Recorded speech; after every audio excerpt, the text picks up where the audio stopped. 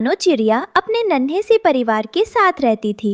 उसका पति टुन्नो चिड़ा एक दुर्घटना के बाद उड़ पाने में असमर्थ था और उनकी छोटी सी बिटिया गुड़िया अभी बहुत छोटी थी।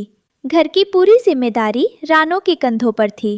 रानो ने हार नहीं मानी और अपने घर के पास वाले छोटे से खेत में तरबूज की खेती शुरू की।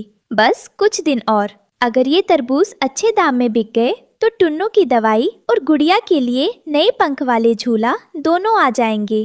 टुन्नो बैसाखी के सहारे घोंसले के बाहर आते हुए बोलता है, रानो, तुम थक गई होगी। काश मैं तुम्हारी मदद कर पाता। किस्मत ने मुझे जमीन पर बिठा दिया।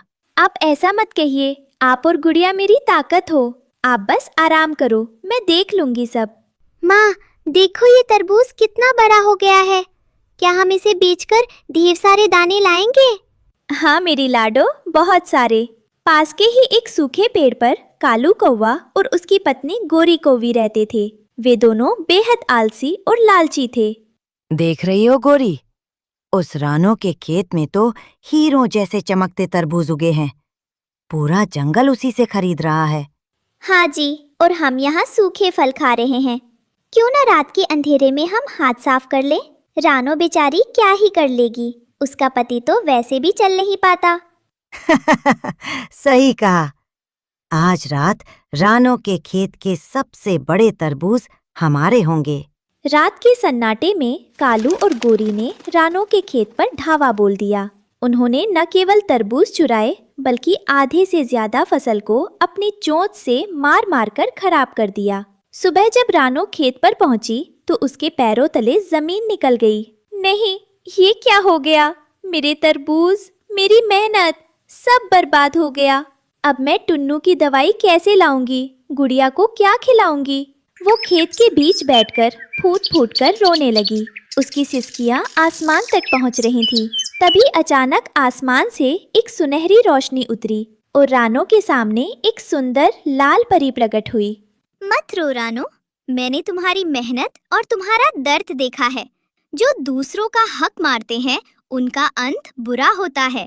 परी माँ, मैंने किसी का बुरा नहीं किया, फिर मेरे साथ ऐसा क्यों हुआ? ये तुम्हारी परीक्षा थी। लो, ये जादुई बीज लो, इन्हें अभी मिट्टी में डालो और ये एक छोटा सा जादुई खिलौना है। इसे जमीन पर रखते ही ये तुम्हारे लिए एक जादुई तरबूज का घर बन जाएगा। परी ने हाथ घुमाया और देखते ही देखते खेत में विशालकाय और चमकदार तरबूज उगाए। एक कोने में एक बड़ा सा तरबूज सुंदर घर में बदल गया, जिसमें टुन्नू के लिए आरामदायक बिस्तर और गुड़िया के लिए खिलौने थे। अगले दिन कालू और गोरी फिर से चोरी करने आए। उन्होंने देखा कि खेत पहले से भी ज्यादा हरा भरा है।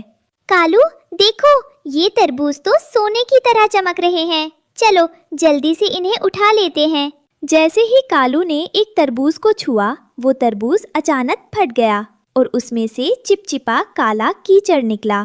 अरे, ये क्या है? मेरी आंखों में कीचड़ घुस गया। बचाओ! मेरे पंख चिपक गए हैं। कालू, भागो यहाँ से। तभी रानो और लाल परी वहाँ आ पहुँचे। कालू, गोरी, जो दूसरों की मेहनत पर नजर डालते हैं उन्हें कभी सुख नहीं मिलता। रानो के तरबूज अब जादुई हैं। ये सिर्फ नेक दिल वालों के लिए मीठे हैं और लालचियों के लिए पत्थर और कीचड़। हमें माफ कर दो परी माँ। रानो, हमें माफ कर दो। हम अब कभी चोरी नहीं करेंगे। रानो ने जादुई तरबूज बेचकर बहुत धन कमाया। टुन्नू का इलाज हुआ और वो फिर से धीरे धीरे उड़ने लगा। रानो, आज तुम्हारी हिम्मत की वजह से हमारा घर खुशियों से भर गया है। माँ, देखो, मेरा तरबूज वाला घर कितना सुंदर है। बेटा, मेहनत का फल हमेशा मीठा होता है। बस हमें मुश्किल समय में हिम्मत नहीं हारनी चाहिए। अब रानो का परिवार उस जादुई तरबूज के घर में सुख शांति से रहने लगा और कालू गोरी ने भी मेहनत करके अपना पेट पालना सीख लिया। रानो का जादुई तरबूज का घर अब पूरे नीलगिरी जंगल में मशहूर हो चुका था। टुन्नो चिड़ा अब धीरे धीरे अपने पंख फड़फड़ाने लगा था और गुड़िया जादुई बीजों से बने झूले पर खेलती रहती थी। तभी एक दिन जंगल में होका नाम का एक धूर्तबाज आया, जिसने कालू और गोरी को भड़काना शुरू कर दिया। धिक्कार है तुम पर कालू, एक छोटी सी चिड़िया आलीशान जादुई घर में रह रही है और तुम इस सूखे पेड़ पर। क्या तुम भूल गए कि उसने तुम्हें कीचड़ से नहलाया था? अरे भाई साहब, उसके पास तो लाल परी की शक्तियां हैं। हम क्या कर सकते हैं? शक्तियाँ बीजों में है कालू। अगर हम वो जादुई मटका चुरा ले जिसमें रानो ने अगले साल के बीज रखे हैं, तो हम इस जंगल के राजा बन जाएंगे। बिल्कुल। आज रात जब रानो और टुन्नू गहरी नींद में होंगे, मैं आसमान से झपट्टा मारकर वो मटका उठा ले जाऊंगा। रात के सन्नाटे में जब रानो अपने तरबूज वाले घर की खिड़कियां बंद कर रही थी, उसने आसमान में एक बड़ी परछाई देखी। टुन्नू, देखो ऊपर कौन है? मुझे कुछ ठीक नहीं लग रहा। घबराओ मत रानो, शायद कोई बड़ा पक्षी गुजर रहा होगा। सो जाओ, कल तुम्हें मंडी जाना है। तभी अचानक करक की आवाज हुई। होकाबाज ने घर की छत पर रखा जादुई बीजों का मटका अपनी शक्ति से खींच लिया। माँ, देखो, वो काला पक्षी हमारा मटका ले जा रहा है। रुको, चोर चोर, कोई बचाओ! होकाबाज मटका लेकर उड़ने लगा। पीछे पीछे कालू और गोरी खुशी से चिल्ला रहे थे, लेकिन उन्हें ये नहीं पता था कि लाल परी ने उन बीजों को केवल रानो के स्पर्श के लिए सुरक्षित किया था। अब ये बीज मेरे हैं, मैं इन्हें अपने पहाड़ पर उगाऊंगा। जैसे ही होका ने मटके का ढक्कन खोला, उसमें से बीज नहीं बल्कि तेज चमकती रोशनी निकली, जिसने पूरे जंगल को दिन जैसा उजाला दे दिया। अरे मेरी आंखें, मुझे कुछ दिखाई नहीं दे रहा।